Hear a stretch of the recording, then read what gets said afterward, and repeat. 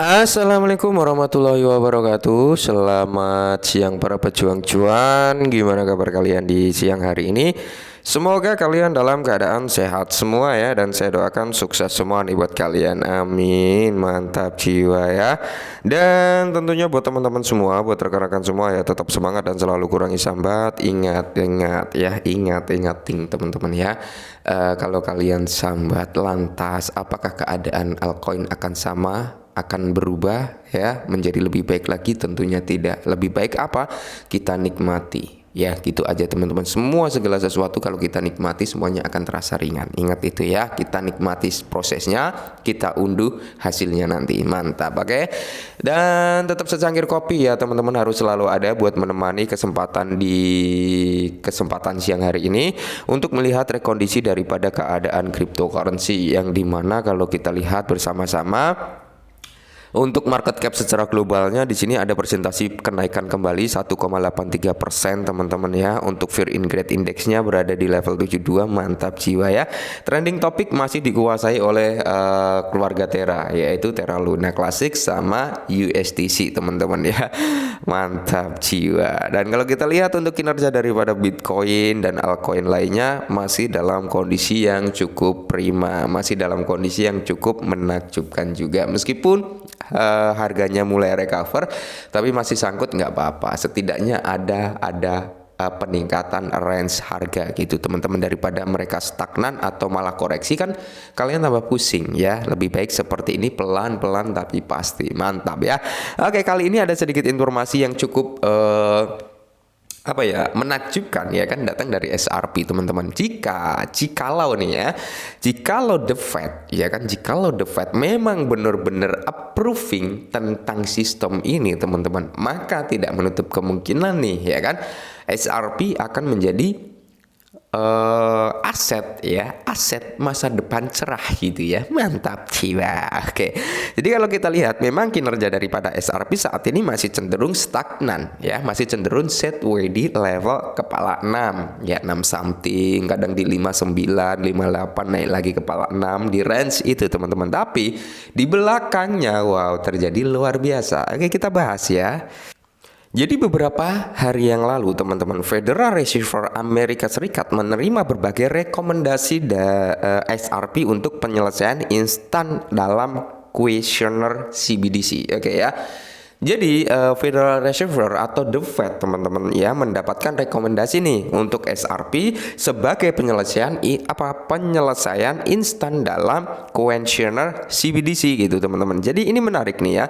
Jadi Federal Reserve Amerika Serikat telah menerima banyak rekomendasi tentang altcoin terbesar ketiga, yaitu XRP, yang dimana dalam kuesioner publik mengenai mata uang digital bank sentral CBDC. Nah, jadi di sini kalau kita lihat teman-teman ya, kuesioner yang terdiri dari 22 pertanyaan mencari wawasan tentang resiko, manfaat, masalah privasi, dan lebih banyak lagi tentang berbagai aspek adopsi CBDC. Nah, XRP, Ripple, dan XRPL disarankan ke Fed. Nah, mantap, ini disarankan ke The Fed teman-teman ya.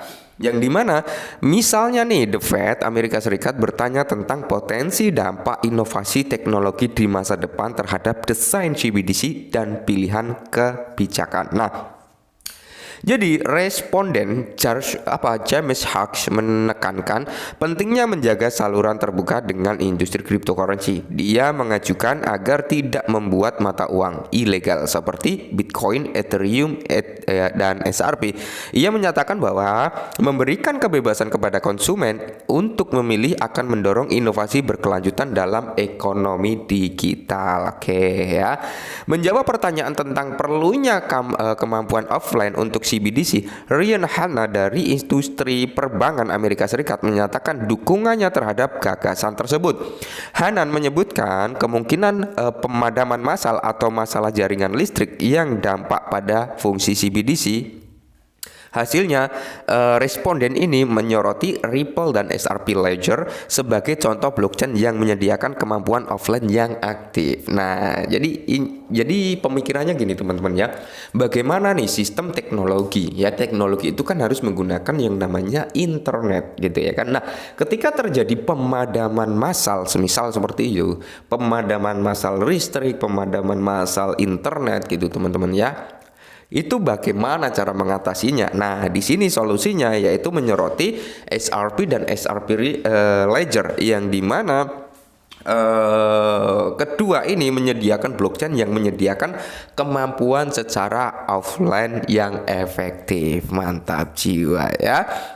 Dan mengenai topik merancang CBDC untuk kemudian penggunanya dan penerimanya di titik penjualan, Rian Hana menegaskan kembali pentingnya menyelesaikan instan dan tanpa biaya. Secara khusus, Hana mendukung pengguna XRP untuk mencapai tujuannya. Itu teman-teman ya.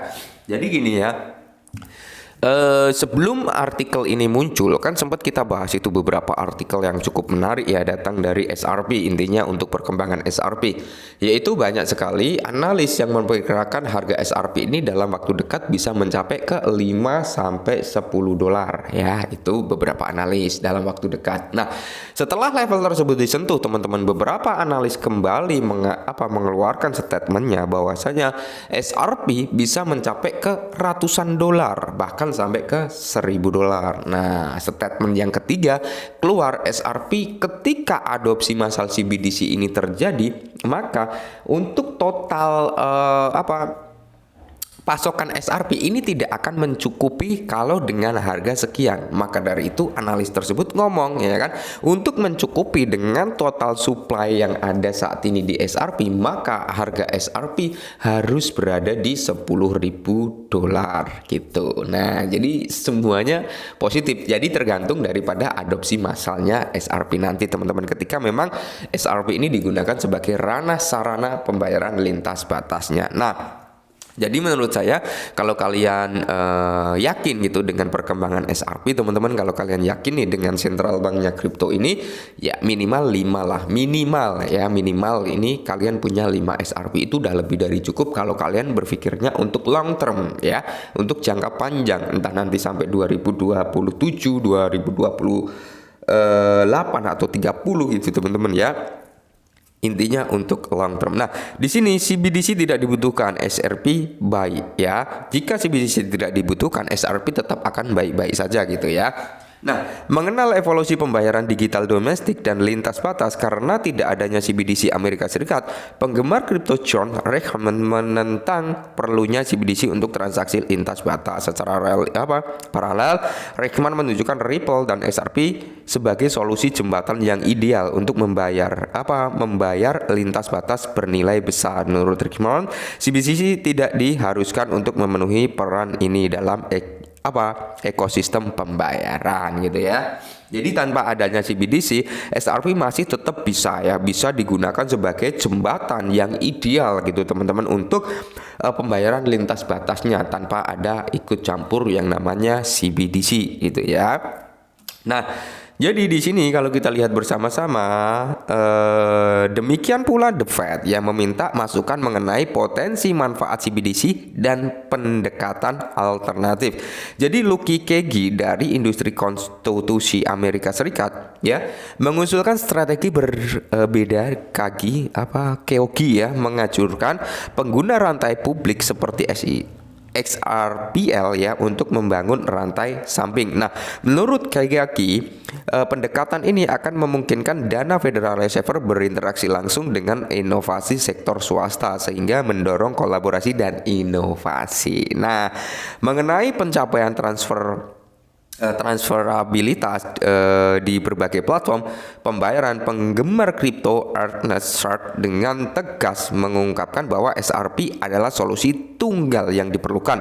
Jadi Shackleton menunjukkan keyakinan pada kemampuan mata uang kripto untuk memfasilitasi transaksi tanpa batas di berbagai platform. Secara keseluruhan dalam dokumen stabil, ya kan, setebal 584 halaman yang menurut pendapat ratusan orang Amerika tentang potensi pencapaian CBDC Amerika Serikat, penyebutan nama XRP itu muncul sebanyak 111 kali. Oke, 111 kali dari 584 halaman. Nah, pada akhirnya seiring dengan berlanjutnya diskusi seputar desain dan implementasi CBDC, masih harus dilihat apakah penyebutan dan dukungan berulang terhadap XRP dan XRPL dan mempengaruhi pertimbangan Federal Reserve. Nah, ketika pertimbangan Federal Reserve ini oke lah kita menggunakan CBDC dengan menggunakan XRP dan XRPL lah, intinya seperti itu, maka di sini akan membahas suatu nilai positif bagi Ripple dan XRP, teman-teman. Mantap jiwa ya. Tinggal selangkah lagi menuju kebebasan daripada SEC nantinya. Kita lihat di tahun 2024. Semoga nggak menjadi drama tersanjung lagi ya. Semoga drama tersanjung tamat di tahun 2024 antara SEC dan Ripple gitu. Ketika hal tersebut terjadi tamat di tahun 2024 dan hasilnya positif dimenangkan oleh Ripple, maka di sini teman-teman ya, XRP akan mengalami lonjakan harga yang mungkin di luar nurul, dan perlu kita catat altcoin juga pasti akan mengalami rally juga. Kenapa? Karena kemenangan pertama XRP itu yang naik bukan hanya XRP, melainkan altcoin ikut naik semua gitu loh ya. Jadi tetap utamakan Dior teman-teman ya, disclaimer dulu sebelum kalian membeli aset, entah itu XRP, Ethereum, Solana, Cardano, pokoknya aset-aset kripto, kalian harus tetap Dior, disclaimer, karena segala sesuatu bisa terjadi. Oke, mungkin ini dulu, semoga bermanfaat dan salam cuan.